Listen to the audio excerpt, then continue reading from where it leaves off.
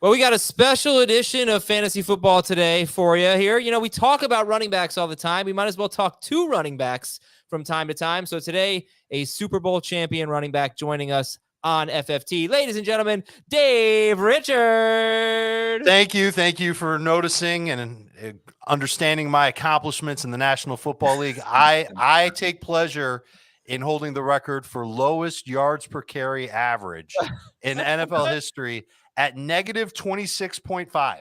I appreciate that. It's great to be here, Adam. Yes. The blow the whistle scene from Little Giants is based on Dave Richard, in fact. But we are actually joined by Robert Turbin, who played running back for the Seahawks, for the Browns, and the Cowboys, and the Colts.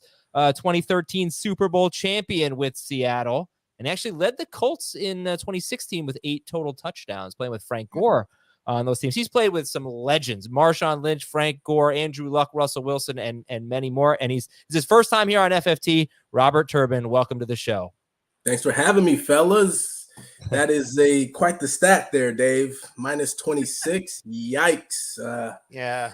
That's a pretty good indication of why your career was such short-lived. Yeah. Only 2 carries. It didn't go very well, and got laughed out of the league.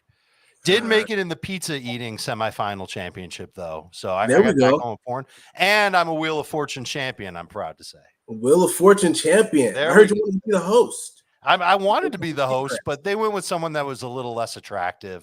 I understand how that goes. Show business. Sometimes it's about who you know, Dave. Yeah. Sometimes it is. It's so true. All right. So, Robert, we're going to talk to you about not just running backs today, but some players you like and players that you think maybe we should avoid for fantasy purposes. But we'll talk, general football and fantasy football here. We have to ask you about the Seahawks backfield. All right. You played for Pete Carroll. You played behind a workhorse in Marshawn Lynch. And then Ken Walker comes in, has a great rookie season. And now they draft Zach Charbonnet in the second round. How do you see that backfield looking this year? Well, it's going to be Ken Walker's opportunity to be the man, to kind of be the workhorse, the bell cow, per se, in the backfield. I think he's going to get majority of the carries. Zach is going to be a great spell for Ken, but Ken's going to have every opportunity to show and prove that he can be the back down after down. I think Zach, where he's going to be able to bring value, is particularly on third downs, being able to understand and recognize protections and pass protections, and being able to catch the ball out of the backfield and make some plays on third downs. But I think that's where he's going to bring the most value. But Ken is going to have every opportunity to prove that he's a 3-down back. So one of the issues that fantasy managers kind of are grappling with when it comes to Kenneth Walker is that if he's not going to be a 3-down back, fine. He can. We've seen running backs play great in fantasy without playing on third downs. Those are obvious passing downs, or usually they're passing downs. And I don't think there's any issue by saying that Charbonnet might be a better pass catcher than Walker right now. Where fantasy managers might have some concern is when they're in short yardage and goal line. And that could be an area. And listen, you've succeeded in that role, Robert. Kenneth Walker did not succeed in that role last year. There were times where his vision was spotty. There were some times where the offensive line didn't help him out. I believe he had 10 carries inside the 5 and only scored on 2 of them. Charbonnet was pretty good at it at UCLA. And if Charbonnet can prove to be good at it in the NFL, maybe he proves it in training camp and in the preseason, I think that hurts that upside for Kenneth Walker. So I'm with you on the yardage part, but you tell me, how many touchdowns could we be talking about here for Walker in 2023? For the season? Yeah. I think you're looking at about 10 touchdowns for Kenneth Walker for the season. I think that's a realistic goal and opportunity for him to be able to succeed. And why do I say that? Because the opportunities for him are going to be up. He's going to have more opportunity to run the ball and be able to have, more opportunities to score. Throughout his career so far, he's had to split time, whether it was Rashad Penny, whoever it was. And then obviously when Rashad Penny went down, he kind of became the guy, but he was still in some ways, splitting carries with the other guys who were in the backfield. Now it's going to be different. Like, the backfield in a lot of ways belongs to him. But I agree with you on the short yardage situations, goal line. That won't be his deal unless he can prove it. But he hasn't proved it yet. And that's where Zach Charbonnet comes in. Now, I don't see Ken Walker as like a priority choice in your fantasy draft, but you'll probably be getting good value with him if you're able to get him later. Right. So I wouldn't take Kenneth Walker in the same range where I would take Derrick Henry or Nick Chubb or any of those other guys. I think we're looking at after that, and I think he's got the upside for those 10 touchdowns that you're talking about. You spent some time with Pete Carroll. Does he not mind using rookies in high leverage situations like short yardage goal line? Not at all. No, he don't That's care strike what. against Walker. Yeah, no, he doesn't care what rookie, 10-year vet. If you can play, you can play. And, he wants to challenge guys in situational moments, especially if you're a young guy. Like, he wants to bring it out of you. Like, if it's in you, he wants to bring it out of you. And how do you bring it out of somebody? Well, you got to put him in those situations.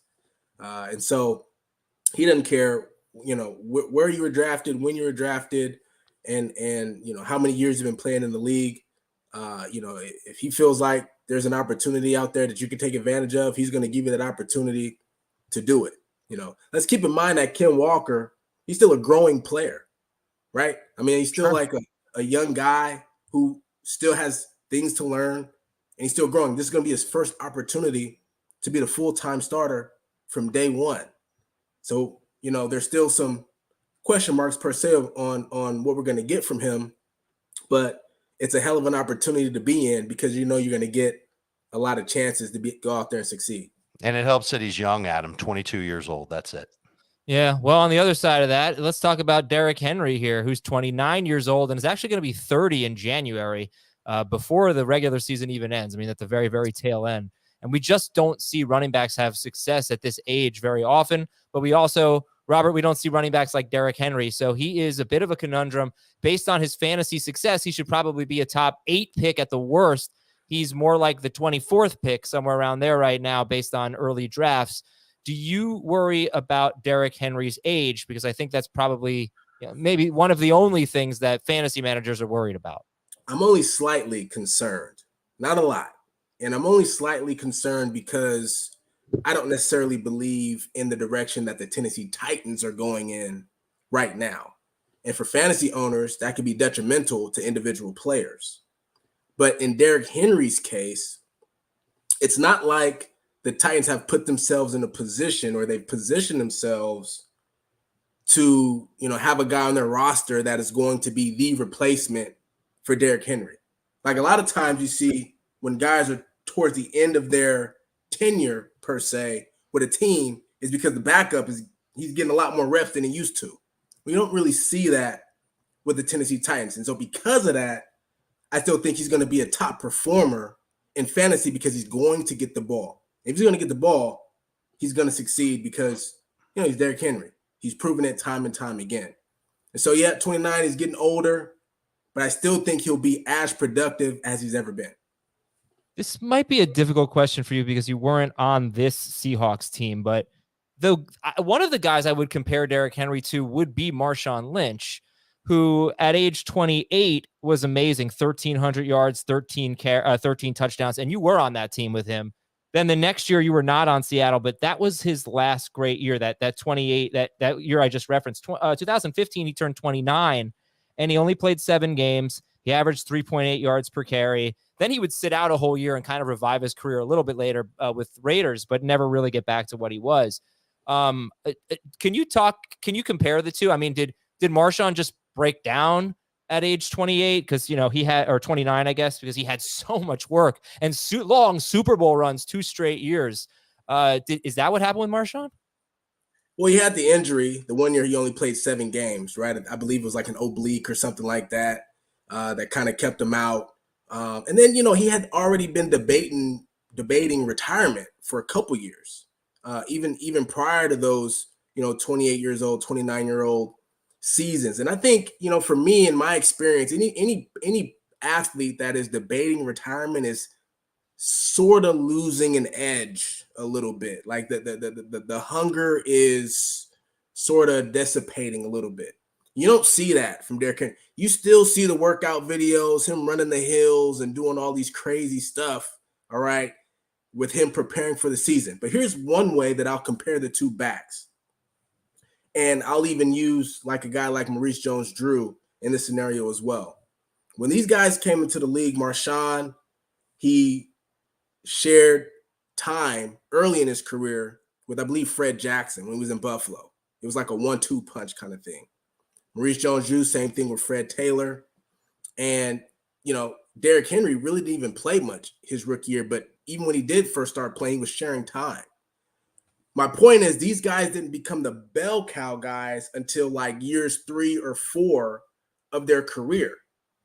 What that does is it actually provides longevity for you as a back.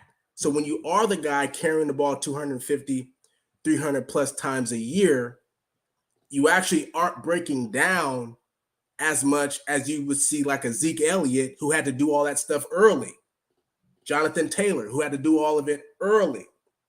You see these guys break down much quicker because, quite frankly, even as a 21, 22-year-old, your body as a running back isn't quite developed enough yet to be able to take on that kind of punishment, right? But if you share some time with guys in the beginning, then after a little while, you put these guys in a situation to be able to, carry the ball more in a season, it provides longevity for them. And so I think that's where there's similarity between Marshawn and Derrick Henry. Why they're still playing at the top of their game at later ages is because they didn't have to do that much early. So then the flip side of that, Robert, I'm just going to tell you how many touches Derrick Henry's had over his past 4 seasons. In 2019, it was 321 touches. Mm-hmm. And that feels like a lot. It is. I only played running back 2 times in the NFL, and I lost 53 yards apparently when I played. You played a lot more than me. 321 seems like a lot of carries. This is regular season. I'm not even including postseason. 2020, 397 touches. Mm-hmm. 2021, in 8 games, 237 touches. Henry had the foot issue. He was done for the rest of the regular season. 8 games. Last year. Right. Like that's crazy. That's almost 30 touches a game. Last year, 382 touches in 16 games. 349 of them were carries. So over the last 4 years, well over 1,000. We're probably looking at close to 1,200 touches. That seems like a lot. And that also makes me feel like a player at his age could be ripe for a breakdown, possibly similar to what we saw 2 years ago when he broke his foot. But I would think that those types of breakdowns would be more muscular and ligament related rather than fractures of bones. Mm-hmm. Well, he's taking care of his body really well. That's true. And, I think that, like I said, it's really important to note that early in his career, he wasn't carrying the ball 300 times, right? Right. And so that didn't happen until 2019. Yeah. And so the fact that he's able to do it over the last, essentially his career started in 2019, essentially. Right. Okay. That's why he's able to carry the ball as many times as he has over the last 3 or 4 seasons. And I think that's why his body won't break down as quickly as we may expect because he's on his way to 30 here pretty soon. He'll be 29. Right. So for fantasy owners, he's still a priority pick because he's still playing at the top of his game. He's still healthy and he's going to get the ball. He's going to get there's nobody else on that team. There's nobody else. Yeah, it's true. He's an up-and-coming player. That's cool and everything, but Ryan Tannehill is your quarterback. No disrespect to him, but he ain't great, okay? So Henry is going to get the ball, which means he's going to provide you points week after week as long as he stays healthy. Mm-hmm. And last thing on that, and we'll talk about this tomorrow or on a Wednesday show when we discuss the top 5 running backs, which he's not in the consensus rankings, but he's it's okay. It's McCaffrey, Eckler, Barkley, Jonathan Taylor are the consensus top 4. And then I don't think he's number 5. I think Nick Chubb and Tony Pollard might be ahead of him. I got to take Jonathan Taylor out of there, man. What about Bijan Robinson? Oh, we can't. Oh, Bijan. I totally forgot about Bijan. Yeah, so it's McCaffrey, Eckler, Bijan, Barkley, Taylor is the top 5. Now, you just said, I can't skip over this. You said it a little bit earlier, talking about breaking down. You just said you got to take Jonathan Taylor out of there, man. What? Why? Wow. He was RB1 2 years ago. Why? 2 years ago. Yeah, he was RB1. They've overutilized him already. Woo. Jonathan Taylor is going to me become he's lucky he's got Anthony Richardson as his quarterback now, but I think you're going to see a repeat of Zeke Elliott. They just Already? used them way too much, way too early. Wow. But Zeke He's going to break down much quicker. He had so many great years, though. This will be year 4 for Taylor. I mean, I feel like he still has plenty of room left. You know, if He he has plenty of room. He could still. You know, I'm not. I mean, he's going to do some great things in the league, but you know, I wouldn't classify him as a top 5, you know, guy on my fantasy, you know, board as far as running backs and roster is concerned. I think we have to get your top 5 off the top of your head. How do you feel about right that? now? Well, you got to go with Bijan because he's going to get the rock. You got to go with CMC for sure. Dynamic. So yeah, with Barkley, Eckler, Tony Pollard, Josh Jacobs, Nick Chubb, Derrick Henry. You got to go with Eckler, even though I'm a little bit concerned about Eckler, but they did end up restructuring his contract. So I think that'll, you know, elevate his game in some ways. And the Chargers as well is a team that they're not really prepared for another back. They don't. It's not like they have his replacement ready to go. Isaiah Spiller didn't really show anything yet so far in his career. So Eckler, number 3, and you know, it's hard to leave Nick Chubb out of anything just because he's just a model of consistency. You know, he may not do, you know, have all the flashy plays and things like that, but he's going to be there. He's going to be available every week. And those are the kind of guys I like on my fantasy team. Well, you only got one spot left. You better put Derrick Henry in there over Barkley and Jacobs. And it's good. It's tough, right? It's real tough. It is tough. It is tough. But I am going to go with Derrick Henry at number 5 over Barkley. I thought about even Jahmyr Gibbs, who I think is going to get the ball a lot. Let's go. But I'm going to go with King Henry. All right. So Bijan, in no particular order: Bijan, McCaffrey, Eckler, Chubb, Derrick Henry. All right, that's Robert Turbin's top 5. Now, if you want some awesome things to bid on to benefit an amazing cause, please go to tinyurl.com/FFT donate. That will take you to our eBay store. It's all going to St. Jude. You can get pre-draft phone calls, Zoom calls, really, with Dave, with Jamie, with Heath. You can, and me, and Chris, and more. So go to tinyurl.com/FF today. We're going to be right back with some sleepers and some breakouts and some busts from Robert Turbin. Welcome back, everybody. So you gave me a list of 5 players that you kind of like this year. And why don't we start with Travis Etienne? And he was, so good last year after the James Robinson trade. But what do you see from Travis Etienne this year, Robert? He's a growing player. And I think that the expectation from the Jaguars is so high. I feel like he's going to have every opportunity to show that not only is he a 3-down back, that he can become one of the better backs in all of the NFL. And so, if you look at their offense, there's no real wide receiver 1 per se. They like to spread the ball around. They got some good guys. So with Travis, it really opens the door open for him to really excel, not just in the run game, but in the passing game as well. So I expect the Jaguars to utilize Travis Etienne a lot like the 49ers do with CMC. He'll get the ball all over the place. He'll be moving around. This year will be a step, a step above last year for him. I'm hoping for that as far as his role as a pass catcher goes. From week 5 on, he averaged just 2.6 targets per game. That's not real close to what Christian McCaffrey averages, but we know he can do it. We saw him play in college. Mm-hmm. His quarterback knows because he's the one that threw it to him in college. Mm-hmm. So I would love to see that role grow for Travis Etienne. But I do want to ask you this, Robert. You talked about how the Titans didn't bring in anybody to really compete with Derrick Henry or to take reps away from Derrick Henry. We can talk about Tyjae Spears. It's not the same thing. Same thing with Austin Eckler, that the Chargers didn't make a move to help them out. What do you make of the Jaguars' moves of signing Dearness Johnson, who once upon a time was a good spot starter for the Browns, and then drafting Tank Bigsby out of Auburn? These are 2 running backs that have some talent. Yeah. And I wonder if that's a signal that we should take that might mean that Etienne doesn't get this huge workload that we normally like to see from our stud running backs? Well, first of all, Tank Bigsby is one of my favorite running backs in the draft. I thought he should have been drafted earlier than he was. I think he's going to have a huge impact, especially on short yardage situations for the Jaguars. But what this does for Travis is it keeps him healthy, it keeps him upright, it keeps him fresh for the entire season. He's dealt with some injuries early in his career. The Jaguars know what they have in him.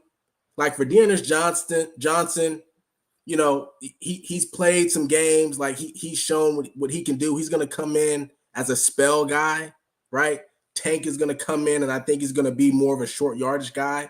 But it's all in complement of what Travis Etienne is going to bring to the table. He's the one that brings the total package in some ways.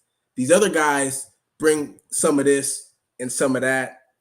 I think the plan behind bringing those guys in is to say, hey, we want Travis as healthy and fresh as possible when we get to weeks 15, 16, 17, and then the playoffs.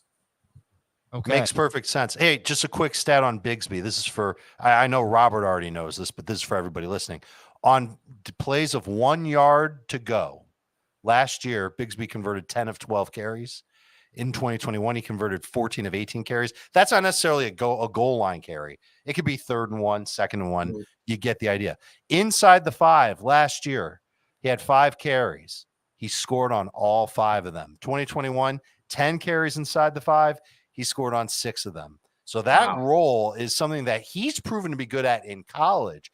If he can convert that over in the NFL, that will take some numbers away from Etienne. Mm-hmm. Yeah, 100%. And I think Etienne struggled with that a little bit last season as well. And he did in college too. His percentages inside the 5-yard line scoring touchdowns were much worse than Bigsby's, like 53% for him. And Bigsby in his college career was something like 75%. All right. A couple of sleepers here. I don't think they're going to be drafted much, but you like Irv Smith, Cincinnati tight end, played just 8 games last season for the Vikings. Now he's with the Bengals. And DJ Chark, Carolina wide receiver now on his 3rd stop after being on Detroit last year. So you like Irv Smith and DJ Chark as sleepers? Yeah, Irv is in a good situation in Cincinnati. Remember, he chose to go there. He could have went back to Minnesota, could have went elsewhere. Obviously, there's a 3-headed monster at the wide receiver position for the Cincinnati Bengals, right? T. Higgins, Jamar Chase, Tyler Boyd, right? So Irv, who's this really athletic tight end, kind of becomes a forgotten man in some respects, especially to the defense. Well, you can't forget about him because he got the intangibles and he's got the ability to be able to excel. And in an offense that's structured like the Cincinnati Bengals, that likes to throw the ball across the yard, Irv is going to get a lot more opportunity than he would have with the Minnesota Vikings, who seem like more of a run first, Dalvin Cook, get him the ball kind of situation. So I think he's a sleeper because, especially in red zone situations, I could see him having a breakout year. I could see him having the best year of his career, which could equate to a lot of points for fantasy owners. And DJ, go ahead, Dave. I was just, if I gave you a case against Irv Smith, it would be this. In the red zone, Burrow leaned on his tight end. A lot in his rookie year, 23% of his targets went to tight ends. In 2021, again, just the red zone, 13.7% of his targets went to tight ends. Last year, 12.8%. Mm-hmm. And I kind of can't blame Joe Burrow for this because he's got outstanding wide receivers. Yeah. He's got a running back. He had 2 last year and the year before that could catch out of the backfield. And he can run himself. Yeah, that's where I'm worried about Irv Smith. Is he a touchdown or bust type of tight end? That's where I kind of feel he is. I don't know if he's going to end up having a huge role in this offense unless something happens to Chase or Higgins where that would open up some opportunities for him that he wouldn't normally have. Well, I guess my question would be, who are his tight ends? Because that's a good question. For Irv Smith to come in as a free agent and be the starter should tell you a lot. So the tight end last year was Hayden Hurst. And I mean, listen, I'm not about to name a tight end that's going to blow your doors off. And I like Hayden a lot. I actually think he's he might be a sleeper this year in some ways. Right. Like I think in Carolina, I think he's kind of a sneaky sleeper. Yeah. And then before that, his tight end was CJ Uzomah. And so, of course, Uzomah had some good Those games. are why the percentages were lower. Yes. Right. So Burrow and the coaching staff is going to have to look at Irv Smith and say, all right, that guy is just as talented as he was at Alabama. We've got to figure out ways to get him involved. I think for him to be good for fantasy, he's going to have to score a lot of touchdowns. And so you'll look at the schedule. You'll see who he plays. Who does he play in week 1? I've got the schedule right here. He's at Cleveland. That's a team that I think's got a pretty good secondary. I think they can cover tight ends. So I wouldn't even use them. They also got to cover everybody else. Right. That's true. And they do have the corners to compete everywhere else. I'm not saying they're gonna, how do you shut down this Bengals offense? You really can't. But a team that's got a good pass rush, good depth in the secondary, solid safeties, solid coverage linebackers, I would argue that Irv Smith will not have a good week 1.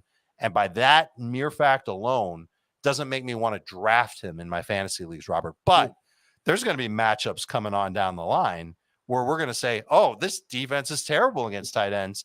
Give me some Irv Smith then. I think that's what fantasy managers should keep in mind, is that those games where it looks like the matchup's good, go to your waiver wire, pick up Irv Smith, and hope that he scores a touchdown. Okay. Yeah, and also, we saw this last year with Hayden Hurst. When T. Higgins was out, Hayden Hurst had a big boost. So he could be a much added player if Chase or Higgins misses any time. DJ Chark. All right, so you've got a rookie coming in, you got Thielen coming in, you got Chark, you got Hurst. Is there really room for Chark to stand out in the Carolina offense? Yeah, I mean, he's the number 2 wide receiver, next to Adam Thielen. And the fact is, Adam Thielen is on the latter part of his career. So what sort of wide receiver 1 production is he really going to be able to provide for you? He's going to be able to bring that veteran presence, and he's going to have, that feel for the game, the high IQ. He's going to be able to get open. But DJ is going to be the guy providing those big chunk plays, for you, for the Carolina Panthers. And so for me, I feel like he's going to get targeted a lot. He's going to be depended on a lot because I think he can provide a little bit more separation at this point of his career than Adam Thielen can, especially when you talk about some of the great DBs that are in this league right now. So, I really like DJ Chark. I like the way that he's improved over the last couple of years of his career.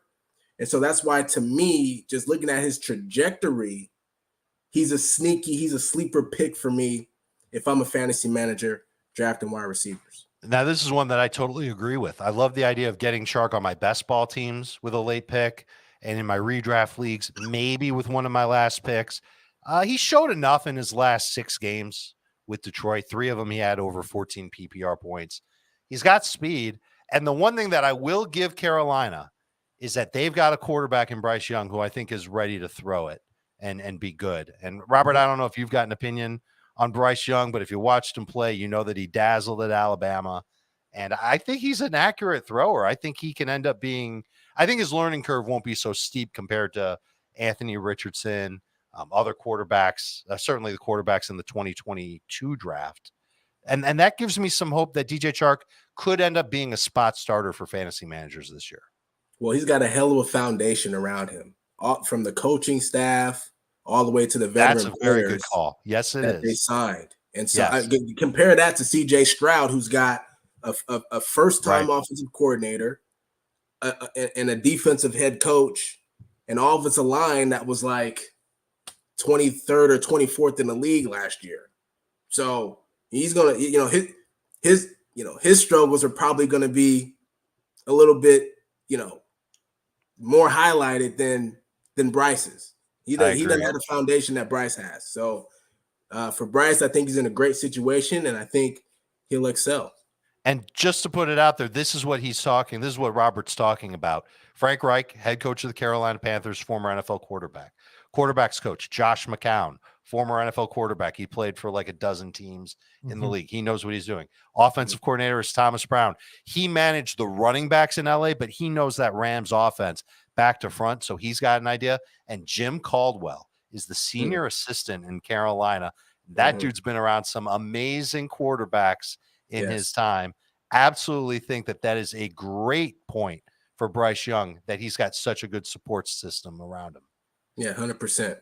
I think I heard the rumor that Josh McCown is like the nicest guy in the NFL. Robert, did you ever? Can you confirm or deny those reports? Hell nah. No. No. Josh McCown. We were teammates in Cleveland. And he's the homie.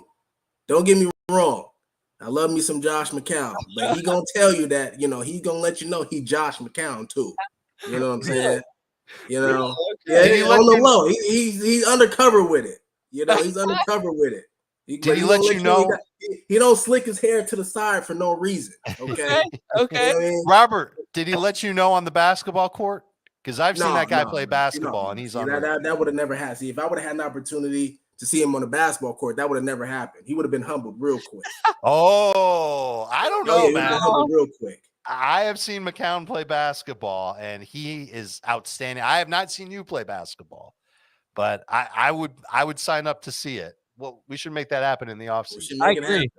Can we do that for St. Jude or something like that? Yeah, absolutely, we should. So Samaje Perine is next on your list of sleepers here. And all right, so let me paint a hypothetical for you here. I don't know what the current average draft position is, but it's going to be approximately this. Right now, Javonte Williams is something like a 7th round pick in a 12-team league, and Samaje Perine is something like a 10th round pick. How do you feel about that? Do you feel strongly that one is a better value than the other, will have a better season than the other? Are they pretty even to you? Your thoughts there?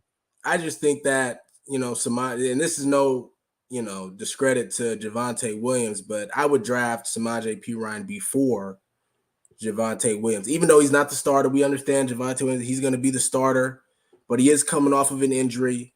But the guy that you can depend on, in my opinion, the most is Samaje Perine. He's going to be for sure your 3rd down back, picking up blitzes, catching the ball out of the backfield, picking up first downs.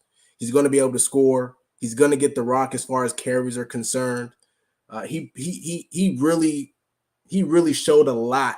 I mean, his game really opened up with the Cincinnati Bengals last season, particularly when he had to come in and be the starter. And so, I look at that and I'm saying Samaje Perine is one of the most dependable guys in the NFL right now at his position. I would take him even before the starter because I feel like, he's going to provide consistency for me throughout the entire season if I'm a fantasy manager. Robert, I might be wrong on this. Did you tear your ACL when you were at Utah State? I did. Mm-hmm. How long did it take you to feel right again after that? It takes 1 year to rehab and get back to play. It takes 2 years to fully heal. That's what I tell people about surgery. There's a difference. You can rehabilitate yourself and get back to playing. That's fine. But I think it takes another year to get back to actually feeling like yourself again. Like, yeah. So how did Adrian Peterson do it? I mean, well, come on. What did he do? Well, there are some special people in this world. We just have to accept it. Yeah. I tell you what, one of the things that I learned when I became a professional football player is that some guys, they just got it, bro. And nothing you can do. Yeah, they don't have to lift a weight. They don't have to run any hills. They don't do much of anything. They just got it. So, hey, you chalk your hands up to them and say congratulations. Adrian Peterson, one of those dudes. Any of your teammates? Any of your teammates that you looked at and said, wow. Marshawn. Yeah.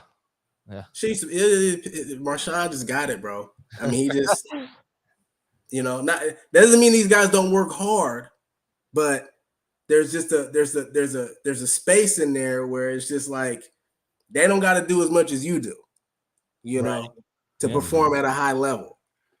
And he was definitely one of those guys. Does Javonte's ACL factor into your call on Samaje Perine being a breakout this year? No, it doesn't actually. Okay. It doesn't. So, I still would take Samaje Perine over Javonte Williams in any draft. And I know it probably sounds crazy to a lot of fantasy managers, but I the way that I look at players and the way that I like to construct rosters, particularly in fantasy, I just look at it different. I want guys that I know are going to be there Sunday after Sunday after Sunday. I don't care about, all of the stats and all of these. I don't really look at all of that all the time. I want the guys that I know that are going to be there, because at the end of the season, it works out for me. It's interesting because we have, as fantasy analysts, a lot of trouble with that, who's going to be there thing. Like last year, Christian McCaffrey, Miles Sanders, Dalvin Cook, they did not miss a game. And I couldn't believe that. Whereas, Rashad Penny got hurt and everybody thought he was going to get hurt. So it's kind of interesting to even take that approach and say who's going to be there. You look at Philadelphia, for example. They have Rashad Penny and they have DeAndre Swift. And from what I gather, some of the comments I've seen, nobody in the, not the analysts, but the fans, of our show, nobody thinks that either of these guys is going to stay healthy. So, I mean, how confident can you even be predicting someone's availability in this savage game? That's a really good question. I'll use Christian McCaffrey as the example. When he got traded to the 49ers, I said, this is the best situation that he could ever ask for. Why? Because it's not on his shoulders anymore. You've got Deebo Samuel, you've got Ayuk, you've got Kittle, you've got all sorts of other weapons, and you've got other guys in the backfield, Elijah Mitchell, etc. You've got all of these other playmakers on the offense where you can just come in and be CMC. It's not, the weight isn't on your shoulders like it was in Carolina. We have to carry the ball 250 times a year, plus catch it, nearly another 50 to 100 times. You got to do everything. You are the offense. It's situations like that make a difference. Jonathan Taylor, he was the offense. And what happened? He got hurt. Once guys are in a situation where they can share the load and kind of spread it out, disperse it amongst other playmakers on the offense, it allows them an opportunity to stay healthy. So for Rashad Penny, DeAndre Swift, a little bit different because regardless of their situations, they've been injury prone. Like DeAndre Swift in Detroit, it wasn't necessarily all on him because he had Jamal Williams in there, but he was, mostly used for short yardage and goal line situations. For Rashad Penny, a lot of it was on him. So that can equate to being more injury prone. But I think you'll see a difference this year because those carries will be spread out between not only those two, but the other guys in that backfield as well. Yeah. All right, I'm going to ask you, I'm going to skip your busts for this year, your players to avoid. Hopefully I'll have you come back for another show because this is really great stuff. I want to ask you about Deuce Vaughn, who is another guy that you think is a sleeper, Dallas Cowboys running back, 6th round pick out of Kansas State. And then maybe we'll just ask you a few questions. I'd love to get your take on Russell Wilson, for example. Jordan Love, who shares an alma mater with you. We're going to take one more quick break. When we come back, we'll hear about one more player that Robert likes and a little bit more from around the NFL. All right, welcome back here. We're talking to former NFL running back, Super Bowl champion Robert Turbin. What's up, Robert? Hold on real quick. Let me exit out and come right back in. No problem. Sure. All right. Dave and I will take it from here. Well, Dave, why don't you and I talk about Deuce Vaughn a little bit here because he's on Robert's list of sleepers. And do you think he will have a role for the Cowboys? It's interesting. I hear about Malik Davis having a role in Dallas. I'm just waiting for them to bring back Ezekiel Elliott. I'm thinking those guys are going to be the ones that have a significant role in Dallas's offense. But I loved watching Deuce Vaughn play. He's fun. He's in that Darren Sproles mold, not quite as speedy as Darren Sproles because Sproles was a blur when he was out there on the field. But short guy, 5'5", 179 pounds. and doesn't have a good timed 40 speed, but I think he plays faster than that. And I think he's got really good hands that could work in the passing game for Dallas. It's just a matter of whether or not he'll get those opportunities. And we don't know exactly where Dallas sits with their running backs right now. Do they feel as though Tony Pollard is going to be the main guy, the featured guy, someone who could handle 300 touches? Remember last year, they weren't comfortable letting him play more than like 35 snaps a game unless they had to. Are they going to up that to 45, or is that going to look more like 60? And if it's going to be more like 45, who's going to work with him? For now, I think it's Davis and not Deuce Vaughn, which is why I was curious what Robert was going to say about Deuce Vaughn. But I think the talent is fun. And I think in time, he could end up being somebody who might have 100 carries in a season, but maybe 50 catches on top of it once he proves that he can hang in the league. All right, Robert is back. So Dave just gave his thoughts on Deuce Vaughn. What are your thoughts? I think he is the biggest sleeper in the draft, next to Tank Bigsby. Mm-hmm. And given the opportunity, I think he can really excel in that Cowboys offense. They don't have a solidified number 2 guy behind Tony Pollard. And although I like Ronald Jones, I thought he was a really good signing. I really feel like Deuce Vaughn is going to have every opportunity to solidify his role as a number 2 back. He's got sneaky skill. And like I said, given the opportunity, I think he can really excel. All right, I mean, as long as it does not at the expense of Tony Pollard, I am fine with that. But I have one fantasy team right now, and Tony Pollard was my first round pick, and I love Pollard this year. So Tony Pollard was your first round pick? He was 11th overall. Yeah. Uh-oh, you gonna rip me? No. Hey, to each his own. What do you think? I mean, the only concern I have is just I think I have a feeling I know where you're going to land on this because he's never been the guy. So, but it changes. Yeah. So, what do you think? Can he handle it?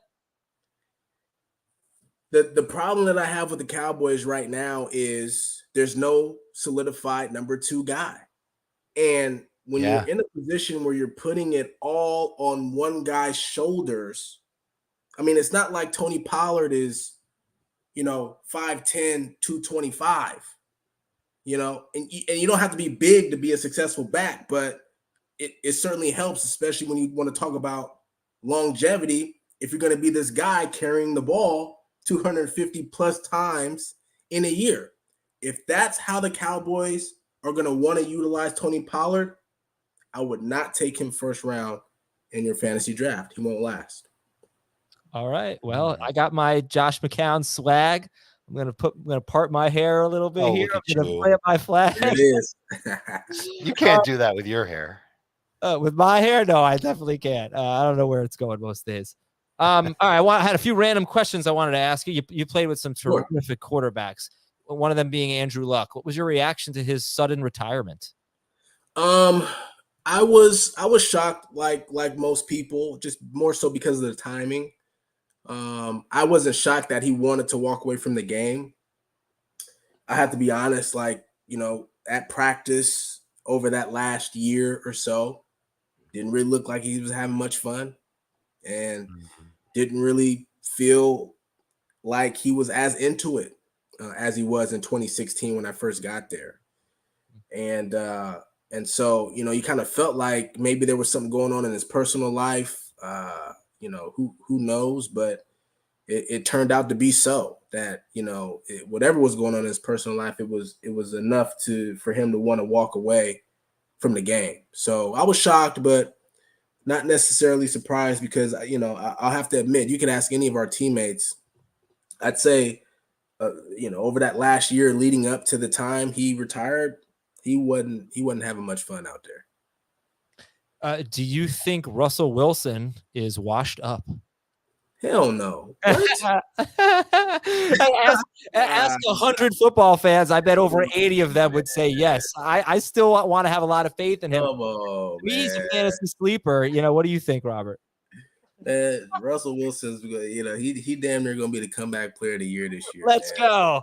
You know what I'm saying? Like, you can't count. everybody is, can have a down year. It happens. Like, it's life. It's sports. Brady had down years. Aaron Rodgers, all the great ones, Drew Brees. It happens, man. And it's about how you respond.